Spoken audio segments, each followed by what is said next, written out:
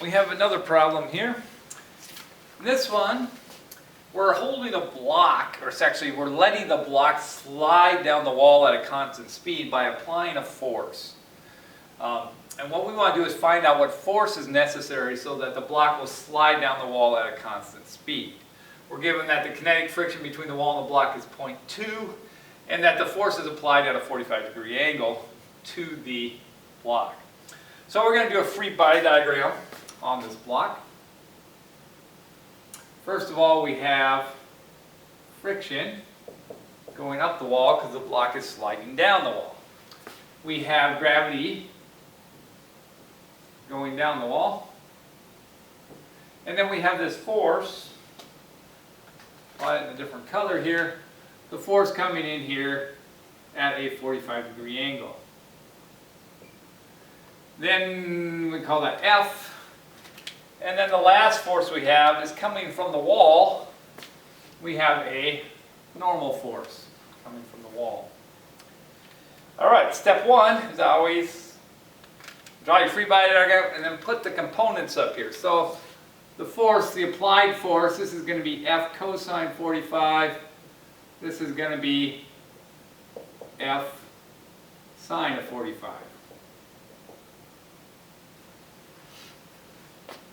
Then everything's on the axes. We're going to do F net x and F net y. F net x, we have that the normal force, positive, minus F cosine of 45 in the x direction.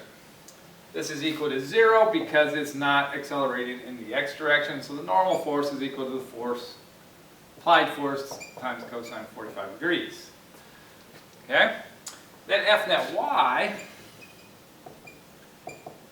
we get from up here, we say positive, while the friction force is positive, the F sine 45 is also positive, minus mg.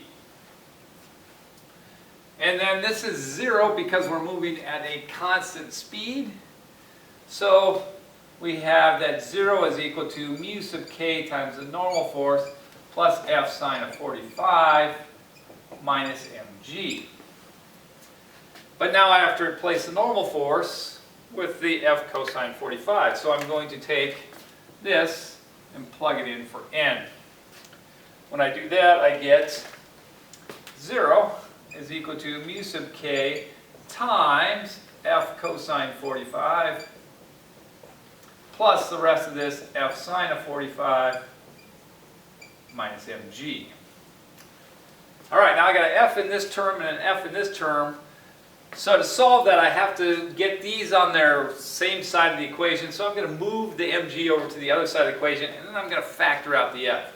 So coming up here, I got mg is equal to F, when I factor that out, times mu sub k cosine 45 degrees plus sine of 45 degrees.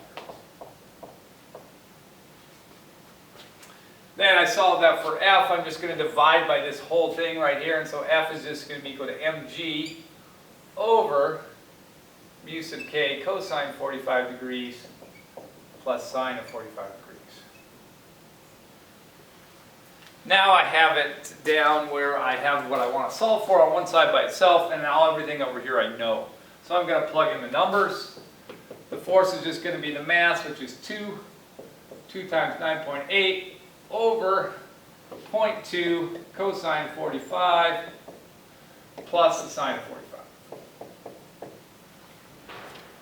And when I plug in all those numbers, I get that the force is equal to 34.6 newtons, but we only have 2 sig figs, so it's 35 newtons.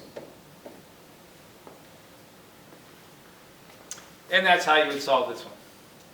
This one, again, is fairly easy because there's no acceleration. However, I'm going to add another part to this one here. So, see if I have enough room. I'm going to do it over here. So everybody has this already. What we want to do in that was part A. Part B, I want to know what force is necessary to make the block move up the wall at a constant speed. Same force, same angle, I'm just going to go up instead of down. So my free body diagram now is going to have friction going this way. So we're going up the wall here.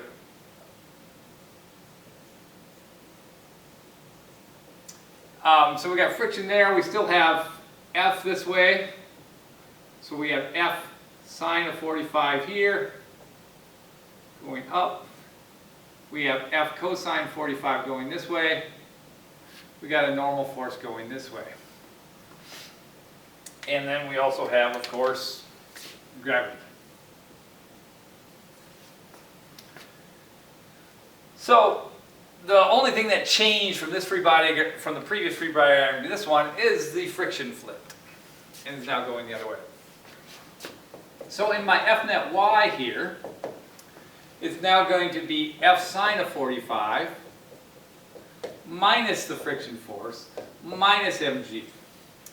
That's equal to 0. Because we're still moving at a constant speed. Right? We're moving at constant speed up, so that's still equal to 0. Okay? All right, so if you look, this looks very similar to this. The only difference is that's negative. So I can actually go down and solve the whole thing. I just have to make sure that this term is negative. So when I get to over here, I'm going to go do the same thing and say, oh, if I had solved it the same way, I'm going to end up with mg is equal to F, but the difference is this is going to be minus mu sub k cosine 45 degrees plus the sine of 45 degrees. That became negative. You see over here it's positive, now it's negative. Then I'm going to divide by all that and I'm going to get F is equal to mg over negative mu sub k cosine 45 plus the sine of 45. And then I just plug in my numbers, 2 times 9.8, negative 0.2 times cosine of 45 plus the sine of 45.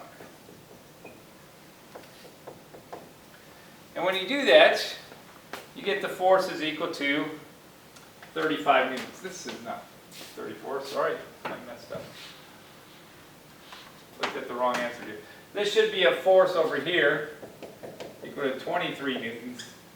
This one is 35 newtons when we have 2 sig figs. Sorry about that, looked at my notes wrong. All right. Do the problem, remember, do the problem right away, then watch me do it and see that you get the same thing. And those are the answers you should get.